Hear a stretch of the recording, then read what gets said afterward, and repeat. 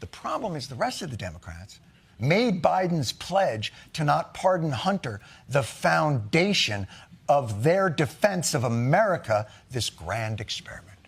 One political party remains committed to the rule of law and the other doesn't. It's that simple. Hunter Biden's not above the law. No one is above the law. Democrats stand for the rule of law. Last video on this topic, we got to see this Jon Stewart. This was good. This was a good one from Jon Stewart. Let me make the screen a little bigger, and then we'll get into it. The problem is the rest of the Democrats made Biden's pledge to not pardon Hunter the foundation of their defense of America, this grand experiment. One political party remains committed to the rule of law and the other doesn't.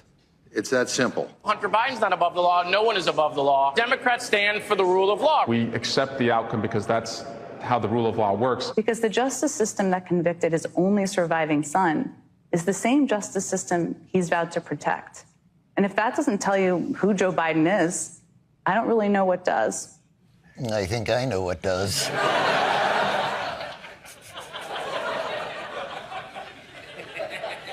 They looking crazy right now. And now look at the dance Democrats have to do. Be honest, the only reason why they went after Hunter the way they did, and I've talked to many federal prosecutors about this, is because he's the president's son. People have to remember the president has lost 2 children already, and he does not need to lose another one to more political witch hunts. The, crowing from Republicans, but we're talking about, Donald Trump is a convicted felon who literally had pardoned his daughter's father-in-law and just made him ambassador to France. So for anyone that wants to clutch their pearls now because he decided that he was going to pardon his son, I would say take a look in the mirror. Ma'am, we will take a look in that mirror, but we are taking off. So if you could just put this shit on airplane mode and let us get home for the holidays.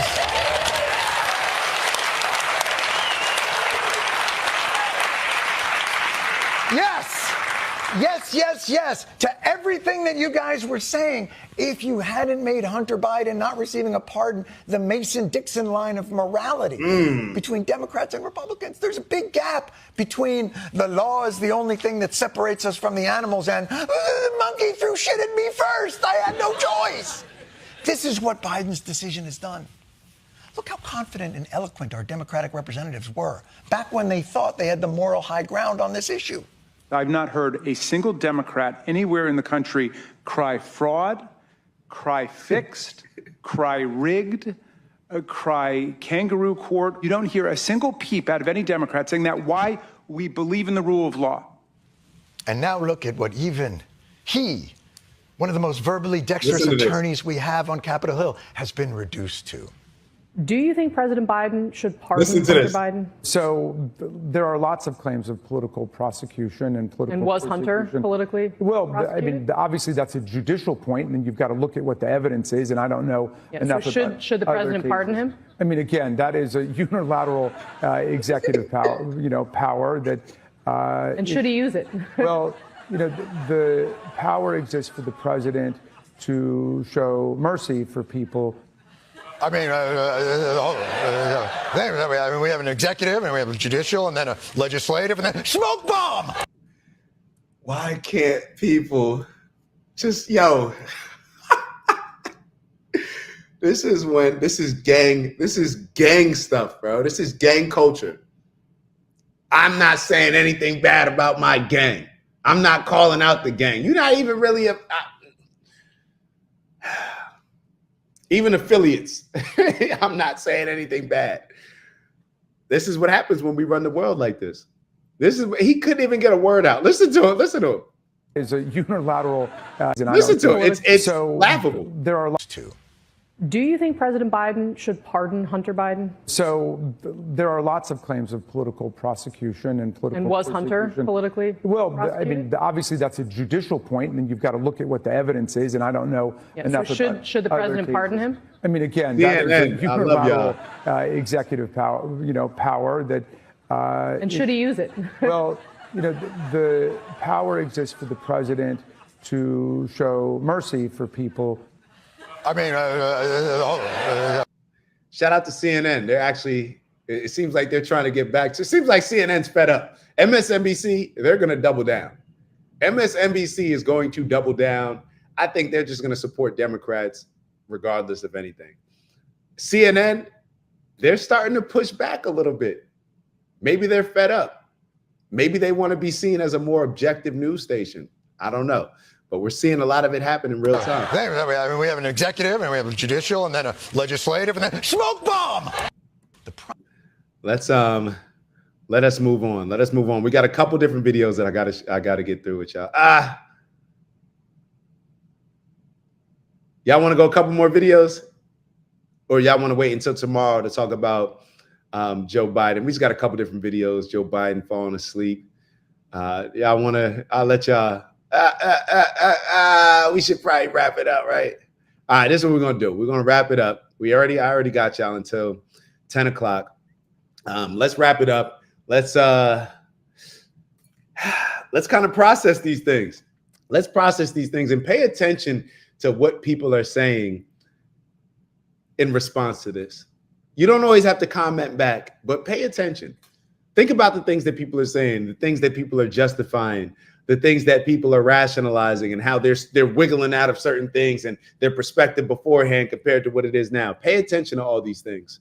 And this is lastly what I want to leave y'all with. I won't even take as long as I was gonna, but I was thinking about some of the lessons that I learned in sports. And the two ones that always come up, y'all have heard me refer to no gas, where it's like nobody gives just make it happen, right? No gas. Perhaps the most valuable lesson, the greatest piece of advice that I've ever gotten, when I think about it, it has to be up there with some of the greatest advice that I've ever gotten. It's from my dog, Coach O, up in Hamilton for the Hamilton Tiger Cats. This is when I was up there. And he was giving us all of these different assignments, giving us all these things to do, giving us all, this is the rule. When this happens, you do this. When this happens, you do this. This is the adjustment you make for this. But then he said, but above all that, do what makes sense. Do what makes sense. We are living in the times where things are not sensible. We are not doing what makes sense.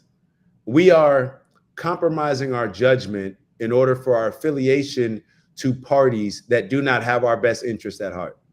It just is what it is. We are compromising our value, our integrity, our morals, and common sense thinking, a common sense perspective on a lot of these situations in order to be right, in order to justify the previous decisions that we've made, perhaps in order to justify why we voted for Biden, why we voted for Kamala, why we voted for, well, Trump. I mean, I guess you could look at it both sides. But we, instead of just allowing our morals and principles to guide us and common sense to guide us, we are allowing our affiliation to parties to guide us.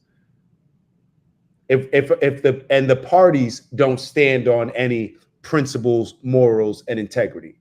So therefore, if we're allowing parties that don't have the principles, morals, values, and integrity that we believe in, if they're guiding us and they're not guided by these same principles, morals, and values, then we're always going to be in a place where we're just going along with, like sheep, with what the people in power tell us to do, what the politicians tell us to do, what the rest of the community is pushing us to do, rather than being able to stand on certain principles, values, morals, integrity, and decisions that we believe in, that we were taught that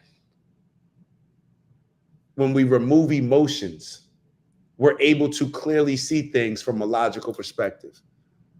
We're never going to be able to, like, if we don't have, and this is my problem a lot of times when it comes to the Democratic Party. What are your principles? What are your values?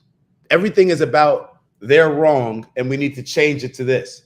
Oh, we changed it. Yeah, now we need to keep changing it. Oh, we changed it more. No, it's still not good enough. We need to keep pushing it. Everything's moving the goalposts. There's nothing that stand on. You're not planting a flag somewhere, so therefore we don't know where you stand on certain things. When people plant a flag somewhere, there has to be a foundation built on, hey, these are the things that we agree on. Isn't that how we look at religion?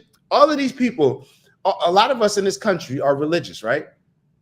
Your religion is based on principles, right? Commandments, certain values that are instilled in you that you agree with.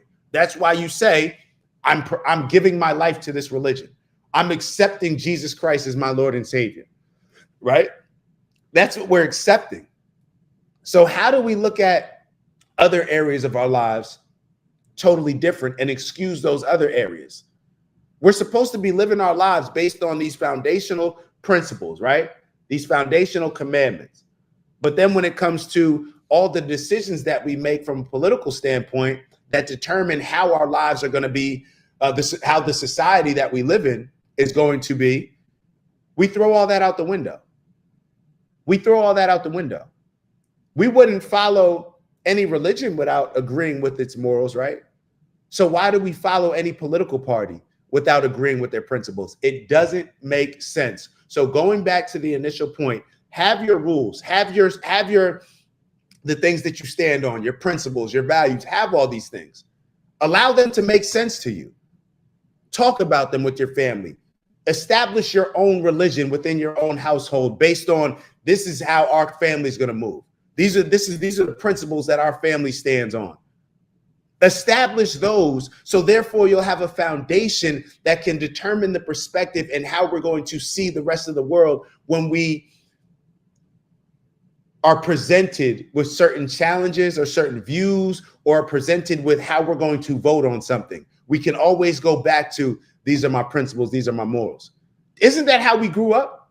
I remember my dad tells me all the time that he was reminded, my grandmother used to tell him, mind you, don't act like a nigga.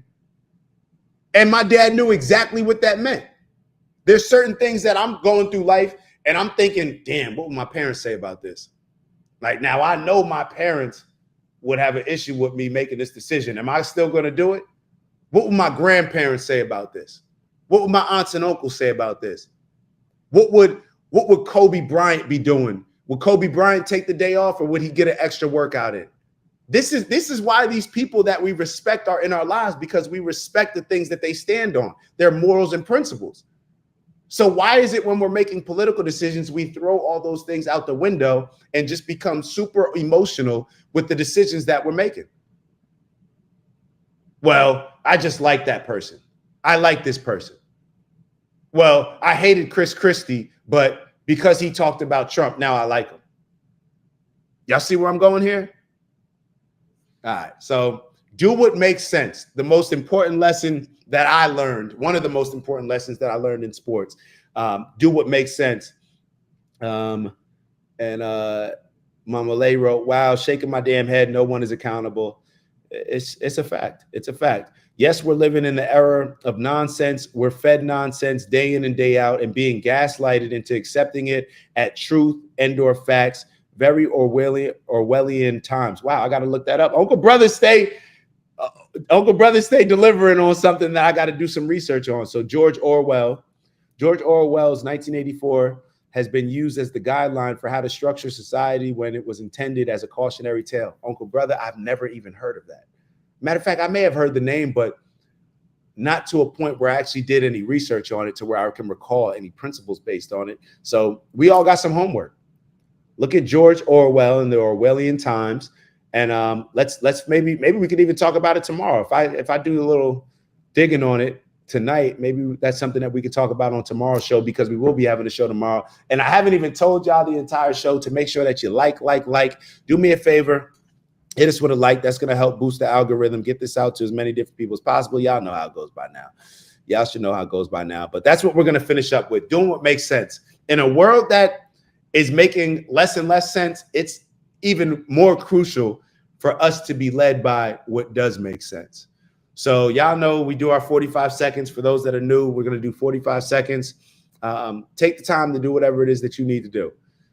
Take the time to clear your mind, maybe focus on something, manifest it, whatever it is that you need to do, get your breath work in, whatever it is that you need to do for 45 seconds, you do that. If you're in a safe place, close your eyes and just take some time to yourself. So we'll start that right now. Ready? Go.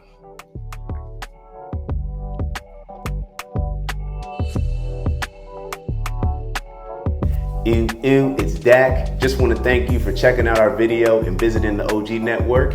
If you enjoyed the video, please make sure that you give us a like. And if you're looking to join a community of inspired individuals striving for purposeful abundance, subscribe. And if you're feeling real generous, share the video with some friends and family. All right, I'll see y'all soon. Ew.